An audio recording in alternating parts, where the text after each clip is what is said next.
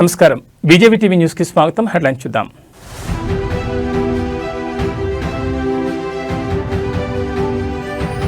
లక్ష్యాలు ఎప్పుడూ సులభంగా ఉండకూడదు. బోర్డు పరీక్షలకు హాజరయ్యే విద్యార్థులతో మోడీ ముచ్చట.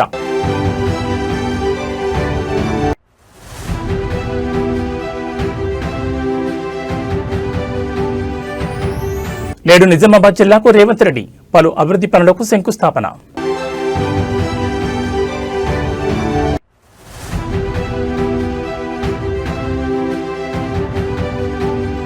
జనసేన ఎమ్మెల్యే అరవ శ్రీధర్కు హైకోర్టులో ఊరట. శ్రీధర్ వివరణ తీసుకోవాలని ధర్మాసనం ఆదేశం.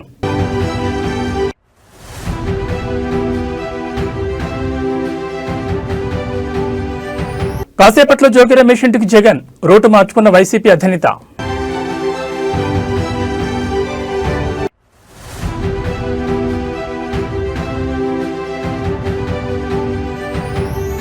రుణగ్రహీతలకు ఊరట. కీలక వడ్డీ రేట్లు యథాతథం. ఇక వివరాలు చూస్తే లక్ష్యాలు ఎప్పుడూ సులభంగా ఉండకూడదని ప్రధాని మోడీ సూచించారు. పరీక్ష పే చర్చ 9వ సీజన్లో భాగంగా బోర్డు పరీక్షలకు హాజరయ్యే విద్యార్థులతో మోడీ ముచ్చటించారు. గుజరాత్, కోయంబత్తూర్, రాయ్పూర్, గౌహతి, ఢిల్లీ విద్యార్థులు పాల్గొన్నారు. ఈ సందర్భంగా విద్యార్థులతో మాట్లాడుతూ ఆత్మవిశ్వాసం నింపారు. పలు సూచనలు, సలహాలు ఇచ్చారు. నైపుణ్యాల ముఖ్యమా, మార్కులా అని పిల్లలు వేసిన ప్రశ్నకు మోడీ సమాధానమిచ్చారు. ప్రతి దానిలోనూ సమతుల్యత అవసరమని చెప్పారు. 2 రకాల నైపుణ్యాలు ఉండాలని సూచించారు. నైపుణ్యం జ్ఞానంతో ప్రారంభమవుతుందని, దీంతో పాటు జీవిత నైపుణ్యాన్ని కూడా జాగ్రత్తగా చూసుకోవాలని సూచించారు. నిద్ర, మేల్కొనే సమయం, వ్యాయామం గురించి శ్రద్ధ వహించాలని సలహా ఇచ్చారు. ప్రతి నైపుణ్యాన్ని మెరుగుపరుచుకోవాలని మోడీ కోరారు. नमस्ते सर। नमस्ते। मैं श्रेया प्रधान हूँ सिक्किम से सर। सो एक सेल्फ कंपोज सॉन्ग है। सो ये 3 लैंग्वेजेस में लिखा हुआ है, अरे वाह, हिंदी, नेपाली और बंगाली में। सो ये देशभक्ति का वैसा वाला सॉन्ग है। इसका टाइटल मैंने रखा है हमारा भारत भूमि। तो आपको कविता लिखने का शौक है? Yes sir. सो कविता सो मैं वो नेचर के बारे में लिखती हूँ ज्यादातर। अच्छा, नेचर के विषय में। भानु जयंती ने भी लिखा था 1-2 बार। Yes sir. चलिए सुनाइए। हमारा भारत भूमि है, ऋषियों का ये देश है। हमारा भारत भूमि है, ऋषियों का ये देश है। अनेकता में एकता, शांति का परिवेश है। अनेकता में एकता, शांति का परिवेश है। देवी देवता को प्रिय वासियों, मानवता मौला एक उठानियो। शाबाश, बहुत सुंदर, बहुत सुंदर। తెలంగాణ ముఖ్యమంత్రి రేవంత్ రెడ్డి నేడు నిజామాబాద్ జిల్లాలో పర్యటించనున్నారు. వివిధ అభివృద్ధి పనులకు సంబంధించిన శంకుస్థాపనలను నిర్వహించనున్నారు. నిజామాబాద్ జిల్లాలోని బర్దీపూర్లో 627 కోట్ల రూపాయలతో చేపట్టే వివిధ అభివృద్ధి పనులకు ముఖ్యమంత్రి రేవంత్ రెడ్డి శంకుస్థాపన చేస్తారు. అనంతరం బహిరంగ సభలో ముఖ్యమంత్రి రేవంత్ రెడ్డి ప్రసంగించనున్నారు. మున్సిపల్ ఎన్నికల్లో కాంగ్రెస్ పార్టీ అభ్యర్థులను గెలిపించాలని కోరనున్నారు. నిజామాబాద్ జిల్లాకు చెందిన వివిధ మున్సిపాలిటీల నుంచి ముఖ్యమంత్రి పర్యటన కోసం భారీగా జన సమీకరణ చేస్తున్నారు. మున్సిపల్ ఎన్నికల ప్రచారంలో భాగంగా రేవంత్ రెడ్డి వరుసగా జిల్లాలో పర్యటన చేస్తున్న సంగతి తెలిసిందే. ముఖ్యమంత్రి పర్యటన సందర్భంగా విస్తృత బందోబస్తు ఏర్పాటు చేశారు. ఈ మున్సిపల్ ఎన్నికల సందర్భంగా నిన్న ఒక ఆయన ఢిల్లీ నుంచి వచ్చిండు. లావు మనగాడు లడాయికి పోతేనంట వెనకాల 3 నూకుడు మనగాళ్ళు వచ్చిరట. భారతీయ జనతా పార్టీ అధ్యక్షుడు, జాతీయ అధ్యక్షుడు నిన్న పాలమూరుకు వచ్చిండు. ఆయన వెనకాల కిషన్ రెడ్డి, బండి సంజయ్, డికే అరుణ గారు ఆయన వెనకాల పోయారు. మరి నేను అడుగుతున్నా ఈరోజు కిషన్ రెడ్డి గారిని, బండి సంజయ్ గారిని, డికే అరుణమ్మ గారిని, మీ జాతీయ అధ్యక్షుడిని తీసుకొచ్చిండ్రు కదా, మాకేం అభ్యంతరం లేదు. మోడీ గారిని, అమిత్ షా గారిని, మీ నాయకులు ఎంతమంది ఉన్నారో ఢిల్లీ మొత్తం, దేశం మొత్తం ఉన్నోళ్ళ అందరినీ తెలంగాణ రాష్ట్రంలో మున్సిపల్ ఎన్నికలలో ప్రచారానికి తీసుకురండి. ఒక్క మున్సిపాలిటీ అయినా మీరు గెలుస్తారేమో మా కాంగ్రెస్ పార్టీ కార్యకర్తలు చూసుకుంటారు. మా కాంగ్రెస్ పార్టీ కార్యకర్తల సత్తా ఏందో ఇవాళ బీజేపీ వాళ్ళకు చూపిస్తారు. నేను అడగదలుచుకున్న బీజేపీ జాతీయ అధ్యక్షుని 2014లో నరేంద్ర మోడీ గారు మా మహబూబ్నగర్ జిల్లాకు వచ్చినప్పుడు పాలమూరు రంగారెడ్డి ఎత్తిపోతల పథకాన్ని జాతీయ ప్రాజెక్టుగా చేస్తాము అని అన్నాడు. ఆంధ్రప్రదేశ్ ఏసీబీ కోర్టులో నేడు జోగి రమేష్ బ్రదర్స్ బెయిల్ రద్దుపై విచారణ జరగనుంది. నకిలీ మద్యం కేసులో జోగి సోదరుల బెయిల్ రద్దు చేయాలని సిట్ అధికారులు పిటిషన్ వేశారు. ఇద్దరు బయట ఉంటే సాక్షులను ప్రభావితం చేస్తారని, వీరి బెయిల్ రద్దు చేయాలని సిట్ వేసిన పిటిషన్పై ఏసీబీ కోర్టు నేడు విచారణ చేయనుంది. మరోవైపు మాజీ మంత్రి జోగి రమేష్ పై నమోదైన కేసులను క్వాష్ చేయాలని వేసిన పిటిషన్పై నేడు ఆంధ్రప్రదేశ్ హైకోర్టులో విచారణ జరగనుంది. తిరుపతి, ఇబ్రహీంపట్నంలో జోగి రమేష్ పై నమోదైన కేసులను క్వాష్ చేయాలన్న పిటిషన్పై నేడు విచారణ చేసిన తర్వాత ఎలాంటి తీర్పు ఇవ్వనుందో చూడాలి. అరాచక ప్రభుత్వం నిన్నటి నుంచి ఏ విధంగా రాష్ట్రంలో వైఎస్ఆర్ కాంగ్రెస్ పార్టీ నాయకుల మీద,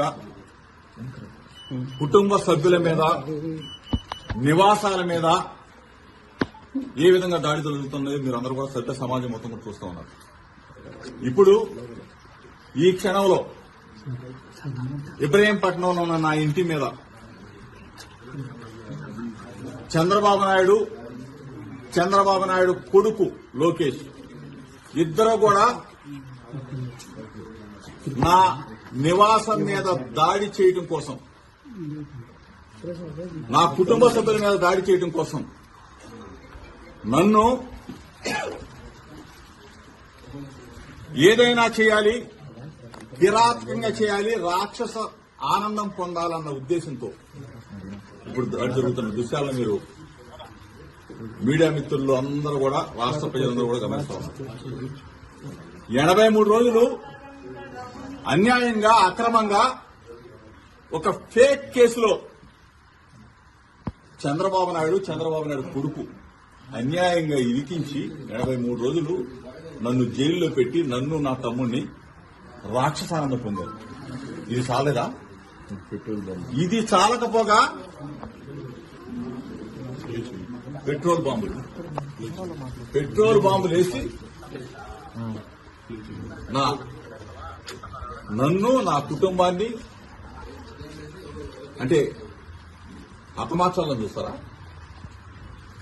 ఏం చంద్రబాబు నాయుడు, ఏ లోకేష్, ఏంటి దుర్మార్గం? నన్ను అక్రమంగా 83 రోజులు నిర్బంధించింది చాలక, నన్ను నా తమ్ముడిని నా కొడుకును కూడా జైల్లో పెట్టింది చాలక, ఒక బలహీన వర్గాలకు సంబంధించిన జోగి రమేష్ ని నన్ను ఇబ్బంది పాలు చేయాలా, నన్ను హతమార్చాలా, నా కుటుంబాన్ని అంటే ఏ స్థాయికి వెళ్ళిపోతా ఉంది? ప్రజాస్వామ్యం, రాజ్యాంగం మొత్తం కూడా కూలీ చేస్తూ పోలీసు వ్యవస్థ చోద్యం చూస్తారు. మాజీ మంత్రి వైసీపీ నేత జోగి రమేష్ నివాసంపై టీడీపీ కార్యకర్తలు దాడి చేసిన సంగతి తెలిసిందే. మంత్రి నారా లోకేష్ పై అనుచిత వ్యాఖ్యలు చేసిన నేపథ్యంలో జోగి నివాసంపై దాడి చేసి నిప్పు పెట్టారు. ఈ క్రమంలో జోగి రమేష్ ని పరామర్శించేందుకు తాడేపల్లిలోని తన నివాసం నుంచి జగన్ బయలుదేరనున్నారు. ఇబ్రహీంపట్నంలోని జోగి రమేష్ నివాసానికి వెళ్లేందుకు పోలీసులకు వైసీపీ ఒక రూట్ మ్యాప్ ఇచ్చింది. అయితే శాంతి భద్రతల దృష్ట్యా వైసీపీకి పోలీసులు మరో రూట్ మ్యాప్ ఇచ్చారు. ఈ క్రమంలో పోలీసులు ఇచ్చిన రూట్ మ్యాప్ ను ఫాలో కాబోమని తొలుత చెప్పిన వైసీపీ చివరకు తన నిర్ణయం మార్చుకుంది. పోలీసులు సూచించిన మార్గంలోని జోగి రమేష్ నివాసానికి జగన్ వెళ్లనున్నారు. పోలీసులు ఇచ్చిన రూట్ మ్యాప్ ప్రకారం తాడేపల్లి నుంచి మంగళగిరి బైపాస్, కాజా వెస్ట్ బైపాస్, గుంటుపల్లి మీదుగా ఇబ్రహీంపట్నంకు జగన్ చేరుకోనున్నారు. ఈ సందర్భంగా జోగి రమేష్ ను ఆయన కుటుంబ సభ్యులను పరామర్శించి ధ్వంసమైన ఇంటిని పరిశీలించనున్నారు. అనంతరం మధ్యాహ్నం 12 గంటలకు ఆయన తాడేపల్లికి చేరుకుంటారు.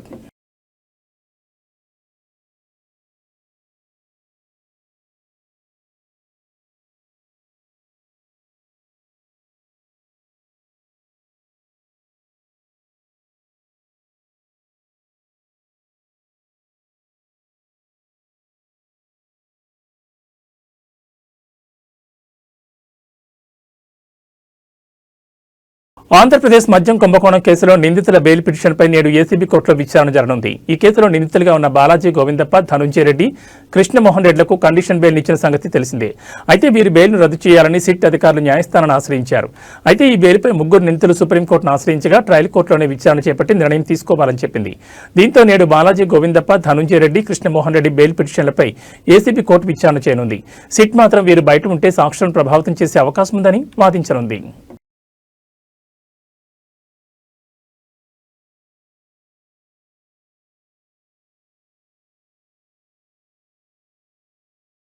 తెలంగాణ జనసేన నేతలతో ఆ party chief AP deputy CM Pawan Kalyan సమావేశమయ్యారు. రాష్ట్రంలో జరిగే మున్సిపల్ ఎన్నికల్లో బీజేపీ, జనసేన అభ్యర్థుల తరపున ఆయన ప్రచారం చేయనున్నారు. ఈ క్రమంలోనే ప్రచార షెడ్యూల్ను ఖరారు చేసేందుకు తెలంగాణ జనసేన నేతలతో పవన్ మంగళగిరిలోని పార్టీ కార్యాలయంలో భేటీ అయ్యారు. ఈ మీటింగ్లో పార్టీ నేతలు మహేందర్ రెడ్డి, రామ్ తాడూరి, శంకర్ గౌడ్, సాగర్, రాజలింగం పాల్గొన్నారు. శుక్రవారం ప్రచార షెడ్యూల్ రిలీజ్ చేస్తామని తెలంగాణ నేతలు చెబుతున్నారు. బీజేపీ స్టేట్ ప్రెసిడెంట్ రామచంద్రరావు, కేంద్ర మంత్రులు కిషన్ రెడ్డి, బండి సంజయ్ ఇతర ఎంపీలతో చర్చించి పవన్ ప్రచారంపై షెడ్యూల్ రెడీ చేస్తున్నామని వివరించారు.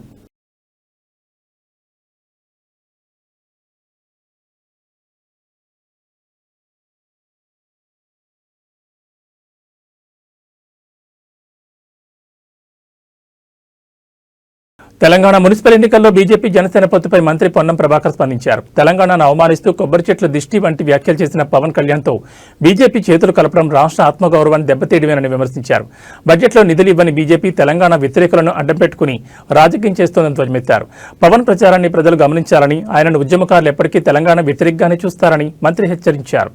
ఫెడరల్ సిస్టంలో ప్రజాస్వామిక భారతదేశంలో ఎవరు ఎక్కడికైనా పోవచ్చు, ఎవరెక్కడైనా కూడా రాజకీయాల్లో ఉండొచ్చు. కానీ ఆ ప్రాంత ప్రజలను అవమానపరుస్తూ ఆ ప్రాంత ప్రజల యొక్క ఆకాంక్షకు వ్యతిరేకంగా పోరాడి తెలంగాణ పట్ల పూర్తిగా చులకన భావంతో మాట్లాడి తెలంగాణ వేర్పాటువాదంగా చూపెట్టినటువంటి పవన్ కళ్యాణ్ గారు కోనసీమలో కొబ్బరి చెట్లు ఓడిపోతే తెలంగాణ వాళ్ళ కన్న దృష్టితో ఓడిపోయినటువంటి పవన్ కళ్యాణ్ గారు తెలంగాణలో అభ్యర్థులు పెడుతూ భారతీయ జనతా పార్టీ తోటి పొత్తుగా ఎన్నికల ప్రచారం కొనసాగిస్తాడంటే ఇది పూర్తిగా తెలంగాణ ప్రజలను అవమానపరచడమే. తెలంగాణ ప్రజలను కళ్ళు అంత దృష్టితోటి కోనసీమ కొబ్బరి చెట్లు ఎండిపోయినాయని మాట్లాడిన వ్యక్తి, అటువంటి వ్యక్తితోటి భారతీయ జనతా పార్టీ ఏ విధంగా పొత్తు పెట్టుకుంటుందో చెప్పాల్సిన అవసరం ఉంది. ఎన్నికల్లో ఓట్లు అడిగే ముందు భారతీయ జనతా పార్టీ తెలంగాణకు సంబంధించి లైంగిక వేధింపుల ఆరోపణలు ఎదుర్కొంటున్న రైల్వే కోడూరు జనసేన ఎమ్మెల్యే అరవ శ్రీధర్ కు ఏపీ హైకోర్టులో ఊరట లభించింది. తనపై నమోదైన లైంగిక వేధింపుల కేసును కొట్టివేయాలని కోరుతూ ఆయన దాఖలు చేసిన పిటిషన్ విచారించిన హైకోర్టు కీలక ఆదేశాలు జారీ చేసింది.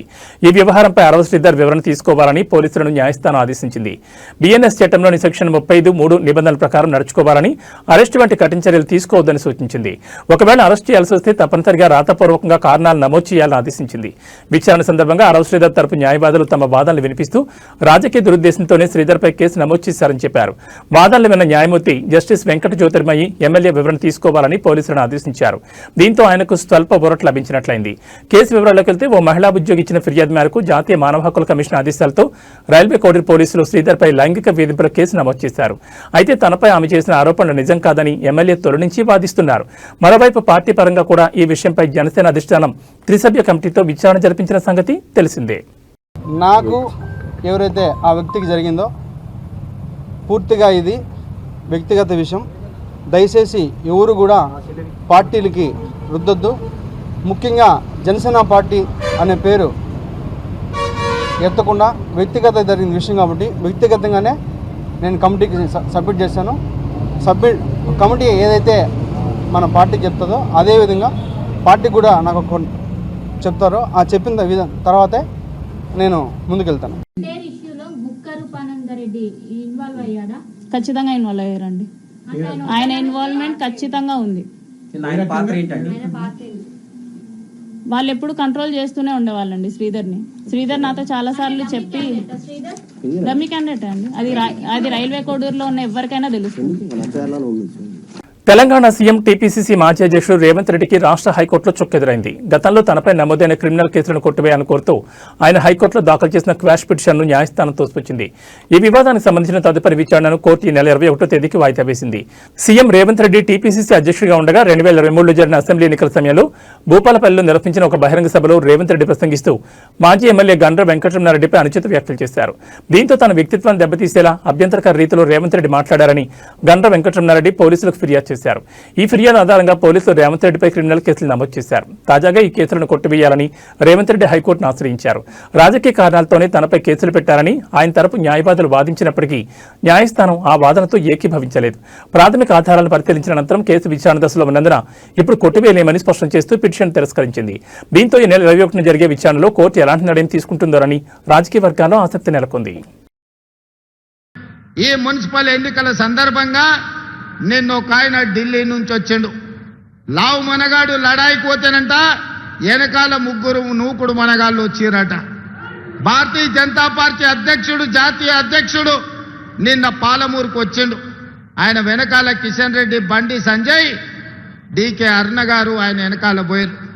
మరి నేను అడుగుతున్నా ఈరోజు కిషన్ రెడ్డి గారిని, బండి సంజయ్ గారిని, డీకే అరుణమ్మ గారిని మీ జాతీయ అధ్యక్షుడిని తీసుకొచ్చింది కదా, మాకేం అభ్యంతరం లేదు. మోడీ గారిని, అమిత్ షా గారిని మీ నాయకులు ఎంతమంది ఉన్నారో ఢిల్లీ మొత్తం దేశం మొత్తం ఉన్నోళ్ళ అందరినీ తెలంగాణ రాష్ట్రంలో మున్సిపల్ ఎన్నికలలో ప్రచారానికి తీసుకురండి. ఒక్క మున్సిపాలిటీ అయినా మీరు గెలుస్తారేమో మా కాంగ్రెస్ పార్టీ కార్యకర్తలు చూసుకుంటారు.